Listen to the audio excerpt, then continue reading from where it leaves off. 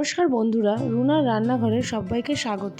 গরমের দিনে আমরা পটল দিয়ে নানান রকম খাবার দাবার বানিয়ে থাকি, তবে পটলের দোরমা আমাদের প্রত্যেকটি বাড়িতেই প্রায়শই হয়ে থাকে। এই রেসিপিটি আমিষ ও নিরামিষ দুই রকমই করা যায়, তবে আজকে আমি আপনাদের আমিষ পটলের দোরমা রেসিপিটি করে দেখাবো। আমি এখানে নিয়েছি বেশ বড় বড় সাইজের কচি 6টি পটল। আমি প্রথমে একটি চামচের সাহায্যে পটলের গাগুলি ভালো করে চেঁচে নিচ্ছি এবং মাথাগুলিও কেটে নিচ্ছি, যাতে পটলের ভেতর থেকে দানাগুলি বের করতে পারি। এবার একটি চামচের সাহায্যে পটলের ভেতরের অংশটি পরিষ্কার করে নিচ্ছি।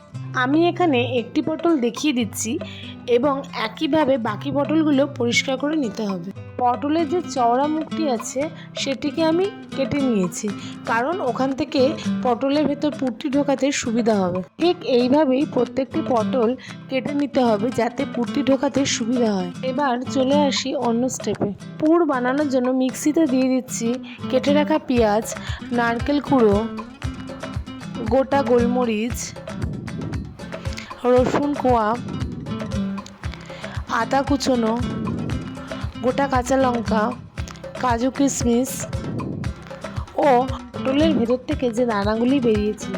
আর দিচ্ছি কেটে পরিষ্কার করে রাখা চিংড়ি।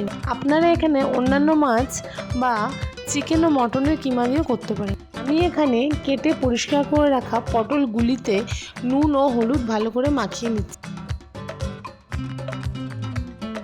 এবার আমি কড়াইতে দিয়ে দিচ্ছি 4 টেবিল চামচ সর্ষের তেল। তেলটি গরম হয়ে গেলে এখানে পটলগুলি হালকা করে ভেজে নিতে হবে। খুন্তি দিয়ে ভালো করে নাড়িয়ে চাড়িয়ে নিতে হবে, যাতে পটলের সব দিকগুলোই ভালো মতো ভাজা হয়।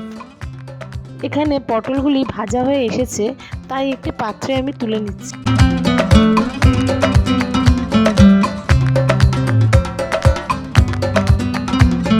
এবার তেলে দিয়ে দিচ্ছি আগে থেকে বেটে রাখা পেস্টটি ভালো করে নাড়াচাড়া করে দিয়ে দিচ্ছি হাফ চামচ হলুদ গুঁড়ো, হাফ চামচ লঙ্কা গুঁড়ো, হাফ চামচ ধনে গুঁড়ো, হাফ চামচ জিরে গুঁড়ো, হাফ চামচ গরম মশলা ও দিচ্ছি স্বাদ মতো নুন। এবার সব কিছু নাড়িয়ে চাড়িয়ে মিনিট 15 জন্য ঢেকে মশলাটিকে কষতে দেওয়া হলো।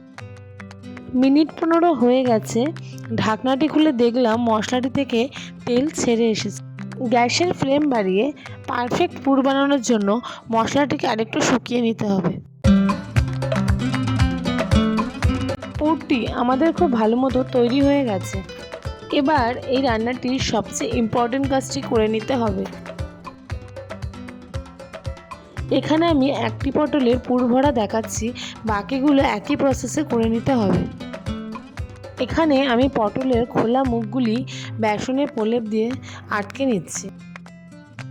এবারে যাচ্ছি রান্নাটির আরেকটি স্টেপে। একটি মিক্সিতে নিচ্ছি কেটে রাখা পেঁয়াজ, টমেটো কুচি, কাঁচা লঙ্কা, আদা কুচোনো ও কটা রসুনের কোয়া।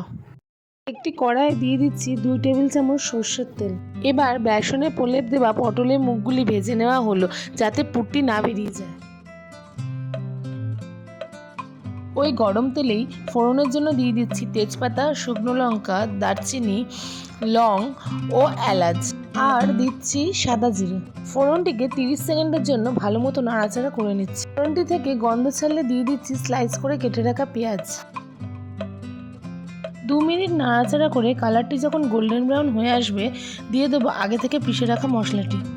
এবার মশলাটিকে নাড়িয়ে চাড়িয়ে দিয়ে দেব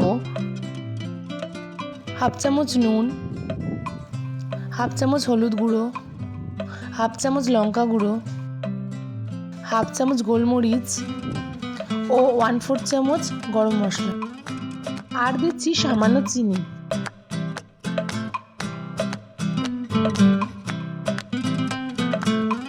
এরপর গ্যাসের ফ্লেমটিকে বাড়িয়ে নাড়িয়ে চাড়িয়ে মশলাটি ভালো করে কষে নিতে হবে। মিনিট 5 পর মশলাটি থেকে তেল ছেড়ে এলে দিয়ে দিচ্ছি আগে থেকে ফেটিয়ে রাখা টক দই। মিনিট 2 দইটি দিয়ে নাড়িয়ে চাড়িয়ে দিয়ে দিচ্ছি হাফ গ্লাস জল।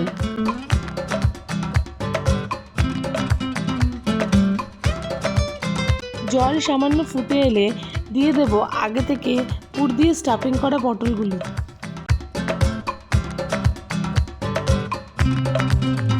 গ্যাসের ফ্লেম লোতে রেখে মিনিট 5-এর জন্য পটলগুলোকে হালকা হাতে নেড়ে ছেড়ে ঢাকনা দিয়ে সেদ্ধ করতে দিলাম।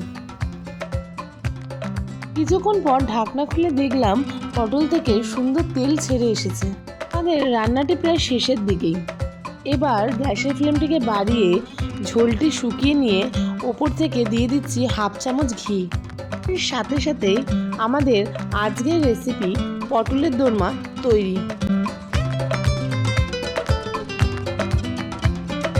এবার এটিকে একটি থালায় আমি পরিবেশন করে দিলাম। এই খাবারটি গরম ভাত বা পোলাও বা ভেজ রাইসের সঙ্গে খেতে লাগবে বেশ ভালো। আপনারাও বাড়িতে অবশ্যই ট্রাই করবেন। দয়া করে আমার এই চ্যানেলটি সাবস্ক্রাইব করে দেবেন, তাহলে আমি মোটিভেট হয়ে নিয়ে আসতে পারি আরও নতুন নতুন রেসিপির ভিডিও। ভালো থাকবেন ও সুস্থ থাকবেন। নমস্কার।